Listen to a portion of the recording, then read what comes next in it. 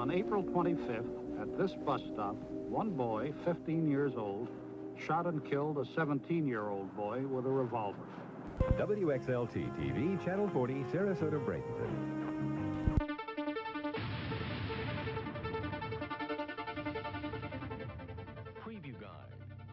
Lost media is a topic that I have been enamored by for years, yet have surprisingly not formally gotten into.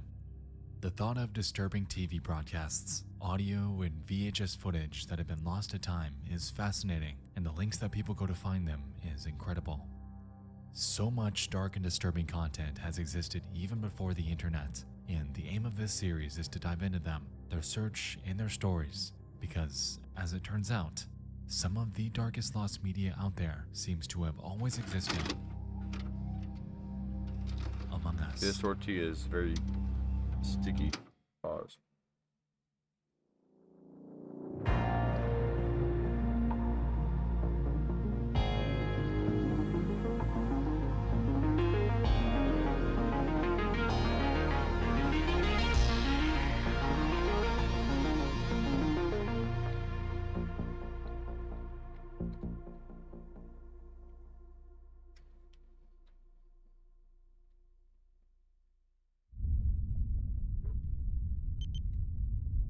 The devil hidden within them.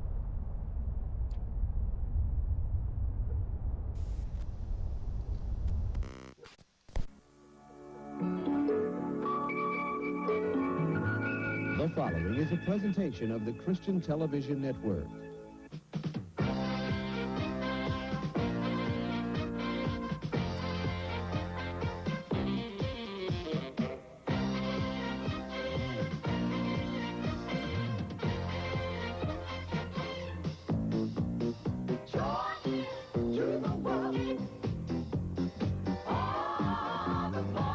Really doing bottom right. What the? Alright, so around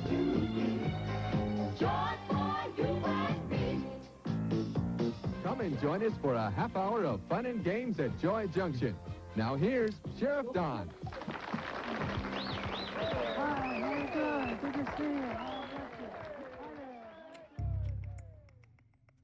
1980. A show is broadcasting on the Christian television network named Joy Junction. It's textbook public access TV, set at the eponymous village and hosted by the town sheriff. Throughout the show's lifespan, the town residents would join in for educational bits about the Bible, and kids were encouraged to take part in various games. It seemed to have been pretty successful during its time, as it was on the air for a few years. Bizarrely, nearly every record and archive of this show ever existing have been wiped though, merely leaving us with a handful of surviving re-uploads on YouTube. This has, admittedly, made it difficult to find any further information about Joy Junction aside from what we can distill from the existing footage. But that's okay, because that's not the main reason we're here anyway. Hi, everybody. What's happening? Hey, Ron. Good to see you. Oh, and I've been waiting and waiting and waiting on you. Oh, I'm sorry I got tied up, Marty, but traffic was heavy and the stores were busy. You know how it is when you go shopping. One of the show's cast members was a ventriloquist by the name of Ron, and he was present in nearly every episode, joined by his doll Marty. They're going to come back. Well, I did come back, didn't I? Yeah. I told you I would come back, didn't I? Yeah. And I'm sorry. Typically, they'd have a quick conversation about whatever the topic of the day was, and it, at least in the surviving archives, appeared to serve as a bridge between two segments of the show. Ron's full name was Ronald Brown, and in the years following the show's eventual end, he'd launch his own puppeteering company out of Florida called Puppets Plus. On his website at puppetsplus.com, we can observe a myriad of their clients, along with the age groups that he was primarily hired for. Ages 2 to 5, and 6 to 11. 2 to 5. No. Now, at first glance, this seems par for the course in his David, profession. it's Children's dark media, entertainment was his lost forte. media. However, it's when we back up and take a look at Ronald as a person when things begin to sour. You see, throughout the years, Ronald had a strange dynamic with children. For instance, in 1998, he was pulled over for a traffic violation and was found to be in possession of boys' underwear. His excuse was Bruh. that he used them for his puppets, and he was eventually let off. Other complaints came throughout the 2000s about him giving rides to kids in his church van. Unfortunately, police could never do much because there wasn't any explicit crime being committed. It was incredibly strange, but unfortunately not enough to warrant any sort of arrest. Where things really get nutty though, is when we jump to the early 2010s, in which Brown would find himself caught in a web of controversy.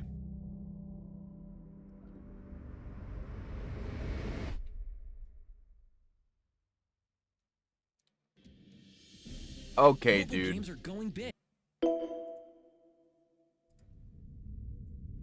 I'm watching Lost Media right now. Like, yeah.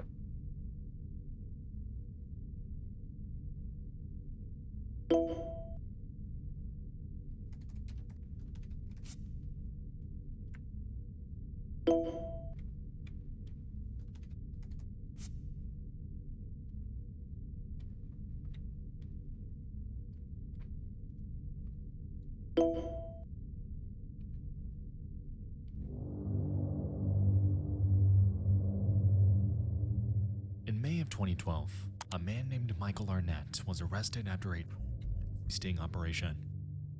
He was charged with the production of, and upon searching his home and computer, they would find chat logs on Yahoo Messenger between he and a person going by the name U.E. Lime. As it turned out, Arnett would produce these images and distribute them to various others online from the username CK3666, Sweet Talker Linda, and Calf Keeper 2. Oh, dude, this is such a real. Dude, this is such You'll a real. notice that U.E. Lime Dude, you're in the experience. was I'll look at all this stuff later. about their I'll go desires. with my food. They expressed interest in cannibalism, That is torture, sexual assault, and all of it was directed towards children, Okay, even dude. as young as 2. That The catch here, was though, putrid. is that Yui Lime wasn't just a random person. It was Ronald Brown, his secret online alias in which he'd express his fantasy about the kids he surrounded himself with daily. Let me remind you that this Okay, was a dude. man whose entire career, entire life, was centered around associating with kids. Someone who was, at one point, on television in front of thousands. To say that these chat logs were a bad look would be putting it lightly. And yes, the messages you're seeing are straight out of the official case file.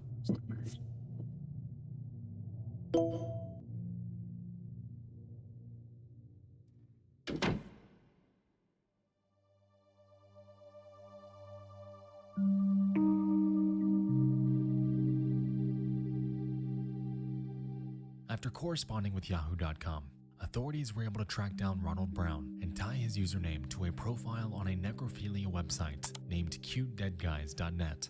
Okay, dude. Ronald's profile has been lost to time. However, through his own case report, we're able to find details describing it. On this site, his bio read, "I love them young and dead. I enjoy them fresh, but like to see them displayed in their casket too."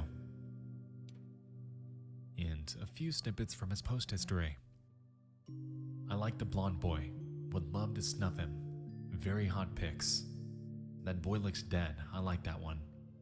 I'd love to kill them." It's safe to say that at this point, there was more than enough to warrant an arrest.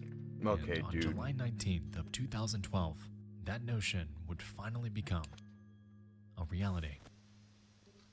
Federal marshals arrested a Largo man for possessing and conspiring to kidnap a child. They say he was a puppeteer who performed for children in the Bay Area.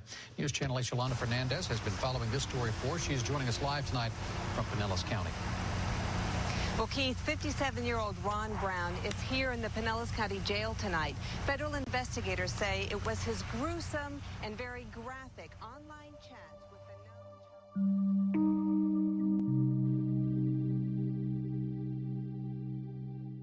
Brown's house was raided, and scattered across his home were images of pictures of kids being tied up, and even some that appeared to be dead.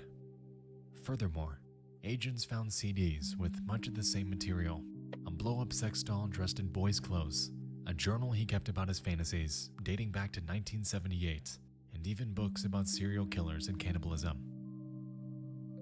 He was eventually found guilty of possession of and was sentenced to 20 years in federal prison with a lifetime of supervision thereafter.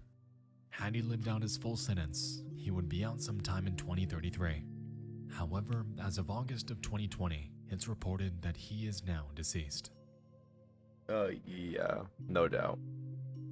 My heart goes out to the children who had to suffer for the pleasure of this monster and all of those who associated with him. For his entire life, he was calculated and knew what he was doing. His career, his church van favors, his company parties, all a front for some of the darkest desires imaginable. Okay, dude.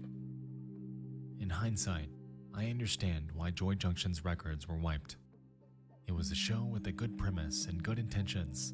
I won't deny that. However, now bears a reputation forever stained by the devil, hidden within them.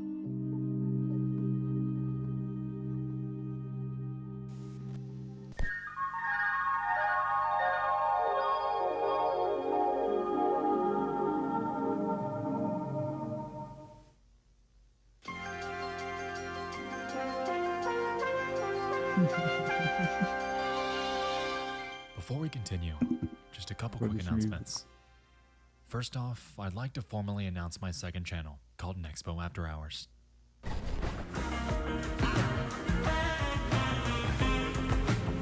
Here, I aim to bring you guys analytical videos about smaller web series and horror video games.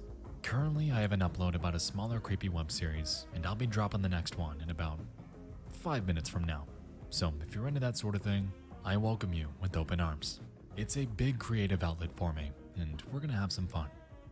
If you're not, however, no sweat. We still got the big projects on main. Second, new merch is now available at crowdmade.com/collection/Nexpo.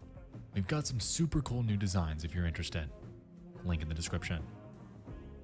Lastly, if you're interested in gaining early access to videos, script files, and work-in-progress cuts of upcoming projects, your support would mean the world to me over at patreon.com/Nexpo. Of course, it's never expected, but always appreciated as I try to keep these videos sponsor-free.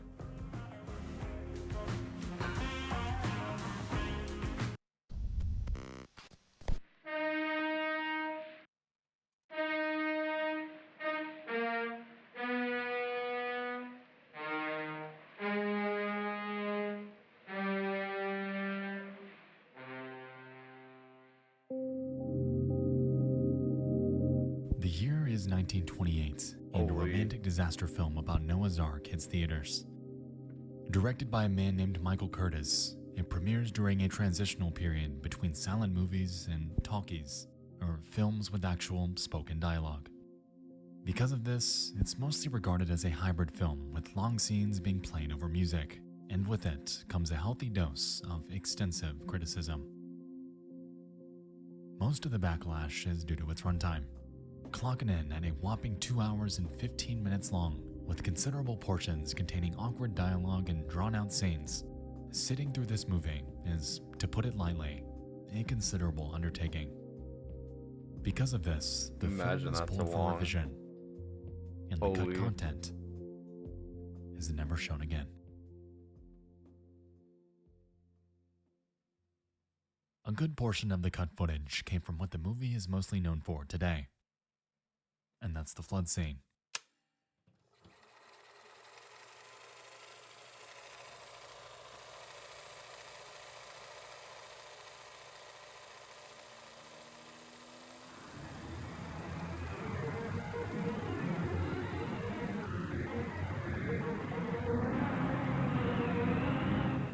In it, we can observe a slew of actors fighting their way out of a crumbling temple and towards the Ark to stay alive. It's a grandiose set with a lot going on, and keeping in mind the time period, all of this was pulled off with practical effects.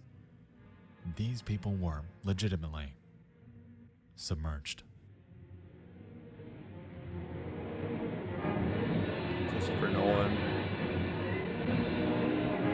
Christopher Nolan type movie. They now let him die. Some might consider the acting here to be pretty well done. Like I said, this scene is grand, and due to the time period, was all pulled off practically. The thing is, some of these actors weren't actually acting, as during this scene, 3 actors drowned and 1 reportedly lost their leg. This was the result of over 600,000 gallons of water being dumped across the set, something that the film's extras were reportedly unaware of. It's been reported that, before filming commenced, Michael Curtiz was warned against putting so many people in danger. However, he shrugged it off, claiming that the extras were expected to be prepared for anything, and that, quote, take their chances. They're just gonna have to take their chances. In the original cut of the movie, it's rumored that you could see these deaths happen on screen with a much more fleshed out flood scene. However, since the revisions, that original version is forever considered lost. It's rumored that Curtiz was in pursuit of relentless perfection. He wanted this movie to be grand and authentic. However, in this chase came a loss of life that did not need to happen, leaving Noah's Ark forever stained with an enduring legacy of tragedy.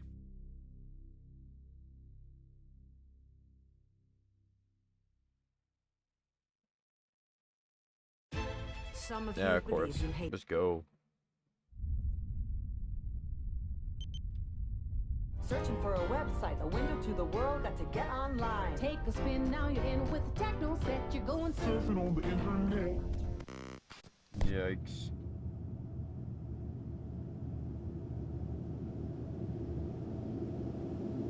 On the 2nd of July 2014, an ad was made on Craigslist. It came from an 18-year-old girl named Brooke Slocum and was but a simple request for cash. I need $50 by 3:30 p.m. today. I can pay you back later tonight, but I need gas and some mess quick. Everyone has bronchitis at my house and I do not want to get sick. I'm 8 months pregnant and my lungs are all squished as is. If you could help, me and my daughter will greatly appreciate it. This post remained untouched for 10 days. And then it happened.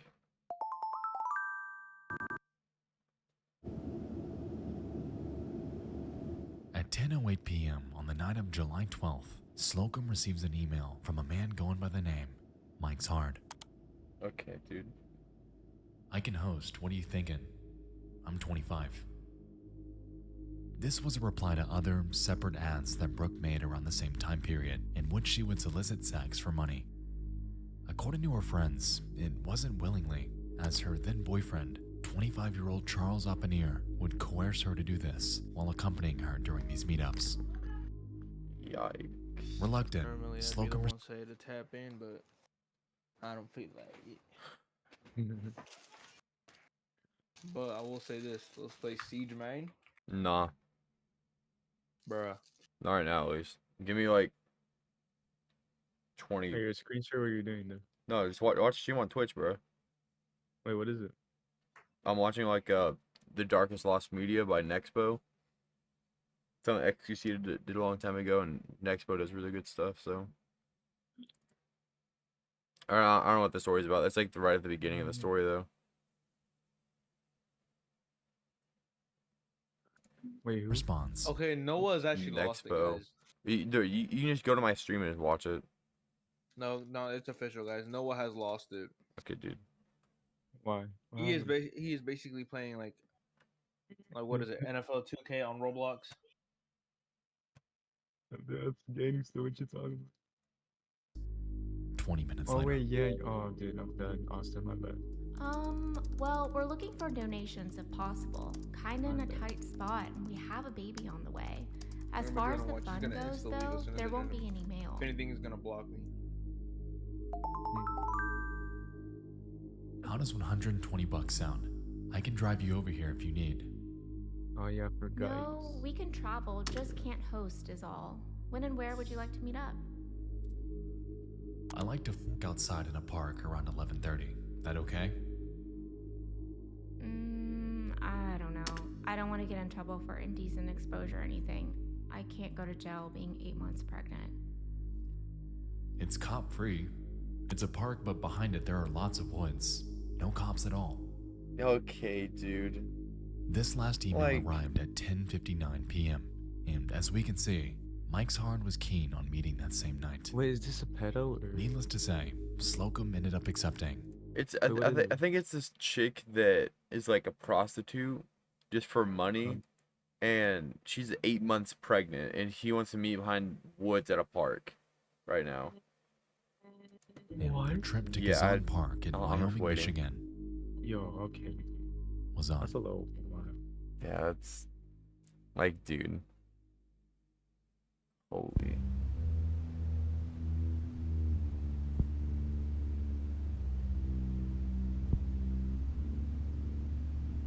No way. Is this real? What did you just grab? Oh, sir. It's midnight.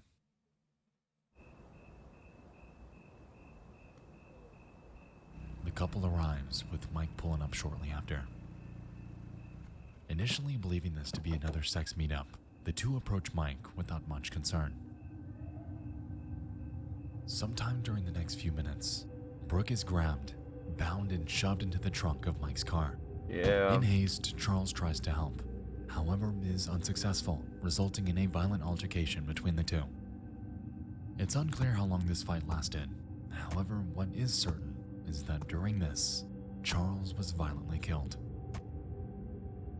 Mike drags his body near the woods, saws his head off, and covers the remains with sticks. And without so much of a single witness, he jumps in his car and, alongside Charles' head and Brooke Slocum stowed behind That him, ain't real. Nah. drives off into the night. Bruh. Well, yeah, that's why you just...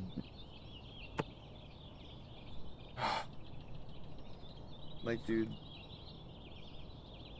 After realizing that Oppenhier's car had not moved in days, police began probing on his whereabouts.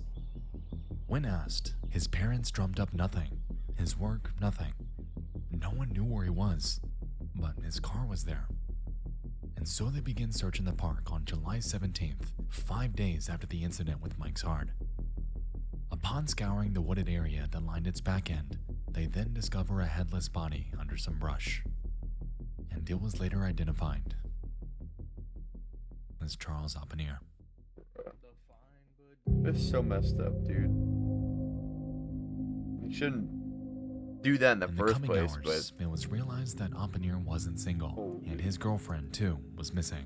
People just don't. In haste, think. authorities That's obtained a literally- search that's warrant the for her reason apartment it and happens. began searching her laptop. They're just psychotic. On it, there were a myriad of conversations.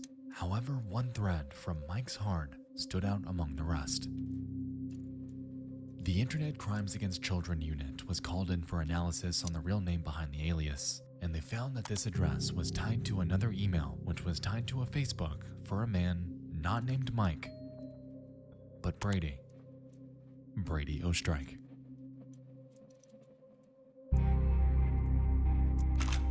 Okay, dude. They stake out near his home while they await a search warrant. There wasn't enough evidence for an arrest warrant by this point, so that was a frustrating roadblock. The hours ticked by without much happening. However, around 9 p.m. on the night of July 17th, Brady would be spotted jumping into his car and leaving his home. A few moments later, he stopped by a nearby officer. Before they could get to him, though, he takes off, leading to a grueling pursuit.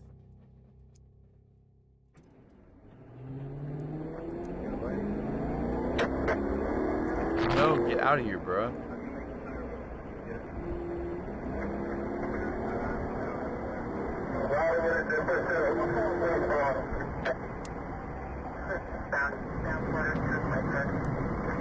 There's no way he's that far up there.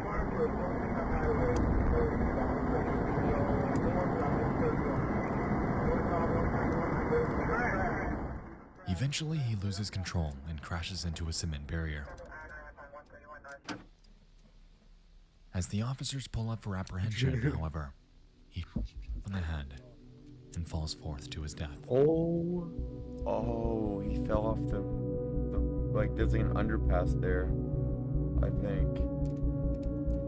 A few seconds later, police approach and search his vehicle. In it was 31-year-old Brady Ostrike, dead in the front seat. And in the trunk, stuffed within a suitcase, was 18-year-old Brooke Slocum and her unborn daughter, both of whom were deceased.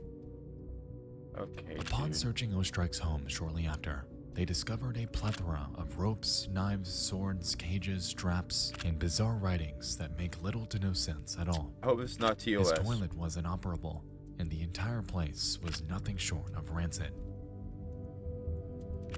She's so nasty, dude. People live in that stuff, and it's so gross. Most interesting of all, however, was the discovery of cameras. As it turned out, he had them all over his home so he could document his actions. And what you're seeing here is Ostrike as he prepares the basement he kept Slocum in for those agonizing 5 days. Now, there exists footage of Brady Ostrike's grueling torture of Brooke Slocum. However, you'll never see it. The police department has gone on record to say that they will never release it, however describe it as something straight out of a nightmare. During the time Slocum was captive, and even when police were right outside the home, she was locked in handcuffs with a chain around her neck. Reportedly, Ostrike had bound her arms to the ropes hanging from the ceiling and left her dangling while he sexually assaulted and tortured her before strangling her to death. All of this was captured on film. Of course it was. Holy dude, people Years later, Oppenheimer's head was found off some back roads 17 miles north of Gizon Park. It's a chilling end to a disturbing online saga and really drives home the fact that you really don't know who it is you're meeting with on Craigslist, dating apps, OfferUp, what have you, until you actually come face to face. What began as a simple request for just $50 had led to the loss of 3 lives following a days-long nightmare orchestrated by a depraved man. The torture footage is, as of 2022, considered indefinite lost media that may never see the light of day. However, considering what exactly it entails, I don't think we'd really want it to. Yeah, dude, that's like some actual dark web stuff, dude. Holy.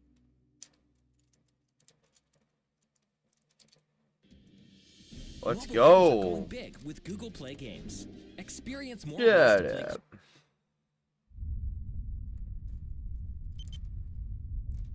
Coast is the one. Coast Federal. Win Armstrong for Coast Federal. WXLT TV, Channel 40, Sarasota, Bradenton. We're with you on ABC with you.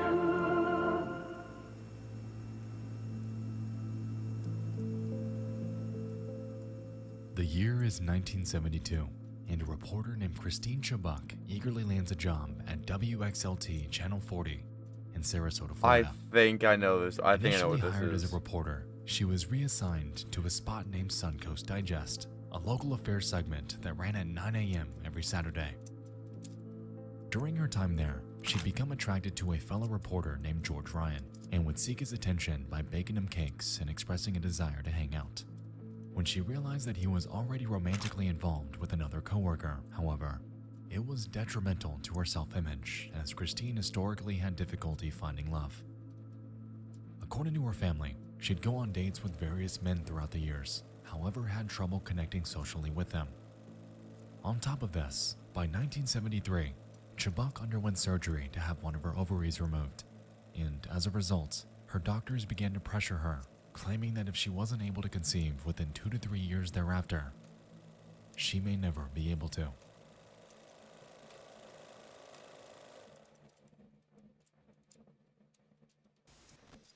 The following program is brought to you in living color on NBC.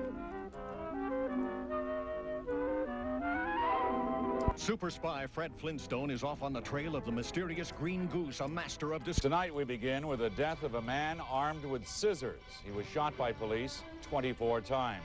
Do something, get him to do something about the problem. Meantime, they say they're going to back the leafleting up with a meeting this Friday with city and state officials. Good evening. More than 100 people were reported dead in a plane crash near New York's Kennedy Airport this afternoon. The plane was an Eastern Airlines 727 nearing the end. As 1974 approached, Chubbuck witnessed a shift in news methodology. Christine always had a desire to pursue what she believed to be high-impact stories about issues affecting the community. However, WXLT executives were leaning more towards stories that were juicier, per se, utilizing fear and sensationalism to drive viewership, in turn generating revenue. The news she was tasked with reporting began to shift further and further towards spectacle and shock, and she frequently rallied against this to no avail. Resultingly, she became stuck in a mindset, in a world that she was growing to hate. Her professional life, her personal life, everything around her.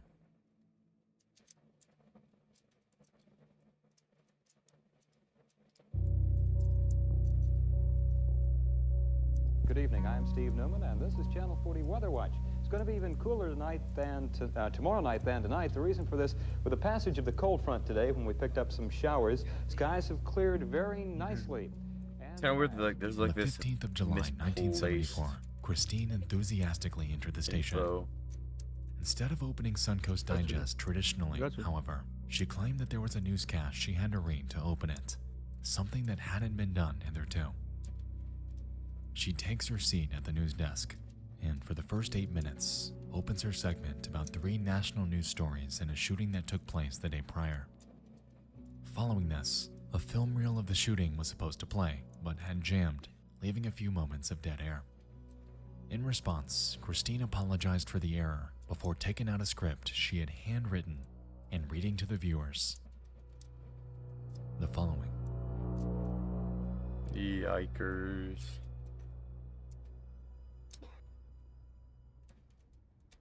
Photo is believed to be authentic and was discovered on April 9, 2021. It depicts Christian.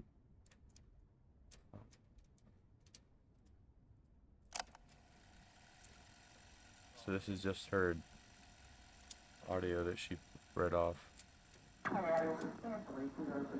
Statistics. This weekend, being typical of the recent rash of violence, saw one man stabbed, another assaulted, and a third shot and wounded. Sarasota police report the finding of an 18-year-old, a man by the name of David Wynn, in the parking lot of a friendly tavern on 27th Street. Wynn had an apparent stab wound in the chest, which, according to witnesses, was inflicted by James Whitworth during a fight. Police charged Whitworth with aggravated assault. Wynn is in satisfactory condition at Sarasota Memorial Hospital. The second attempted armed robbery in a week has involved law enforcement officers from both Sarasota and Manatee counties. Last week, teenage gunmen held up the highway bar and, after a shootout and high-speed automobile chase, held a family hostage and finally were nabbed by Sarasota sheriff's deputies.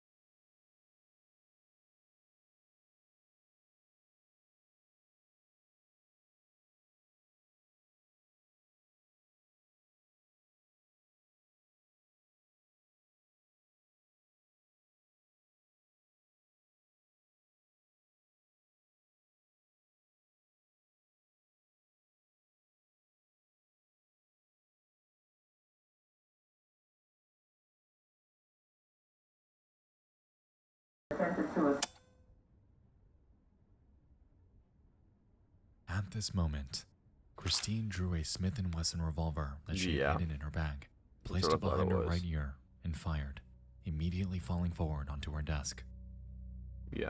In a frantic response, the tech directors quickly faded the broadcast to black and scrambled to play a movie thereafter. Calls Imagine began watching flooding, that with live. viewers questioning the authenticity Like, of what they just witnessed, dude. with some believing that this was just a morbid joke or a prank. However, it was far from it. She was rushed to Sarasota Hospital, and back at the station, the news director, Mike Simmons, had discovered 2 pages of a script left behind by her. The first page contained what we heard prior, however the second was a follow-up intended to be read by a third party. Today, Christine Chubbuck, during a live broadcast, she was rushed to Sarasota Memorial Hospital where she remains in critical condition. Surprisingly, Christine's prediction turned out to be correct, not only because she was at that very hospital, but because she remained in critical condition for 14 hours until her eventual death. Okay. Christine's body was cremated and spread in the Gulf of Mexico, marking the end of a life full of despair. To those around her and to her loved ones, however, an agonizing void was left that would forever go unfilled. Dang. Reportedly, only one tape of this incident existed and was kept by Bob Nelson, the station's owner. After his death, his wife Molly would inherit it before handing it over to a law firm for good. As of now, this is where it lies, and for the foreseeable future, may never see the light of day. Yeah. Probably not. Usually they destroy that type of stuff, so it can just like never be found. Tape 0.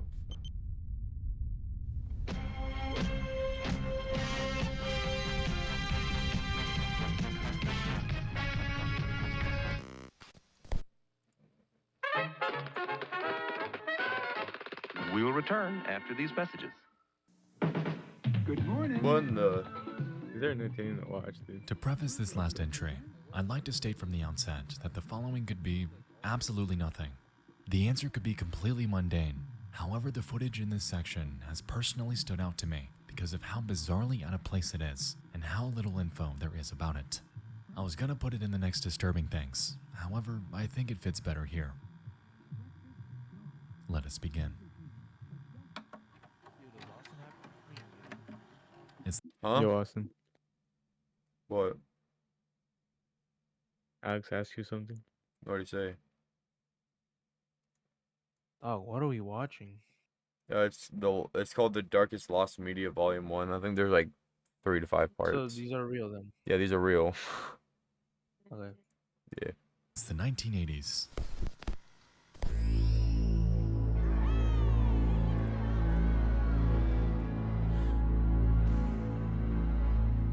Beetlejuice makes its debut. Journey, Survivor, Guns N' Roses, and our favorite Rick Astley are on the airwaves. And over on a stand-up comedy show named An Evening at the Improv, a child actor turned musician named Cory Feldman is world premiering his latest track, Something in Your Eyes. After this week, play Cedars or whatever. Okay, If you guys want ladies and to. gentlemen, I'm going to start the show off tonight a bit differently than usual. What I'm going to do is I'm going to world premiere my song that I just finished writing and producing with Michael Damian from my new movie, Dream a Little Dream, with Jason Robards. It's called Something in Your Eyes. I'm going to do it right now.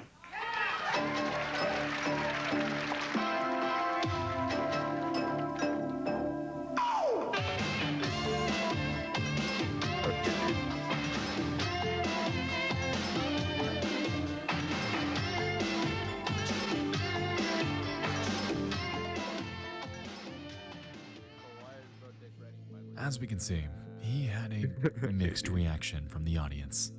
Clearly lip-syncing and taking inspiration from Michael Jackson, he employs dance moves in a musical style that attempts to emulate them.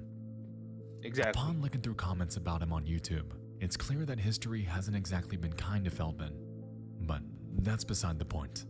The reason I bring this video up in the first place is because, towards the song's end, Feldman's producer makes an incredibly strange cutaway to something that is very out of place for a video like this.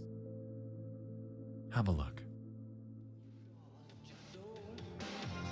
You shouldn't have let it go. You should have held on.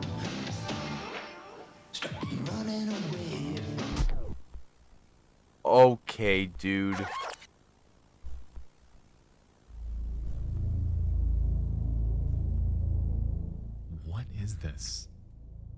is it here?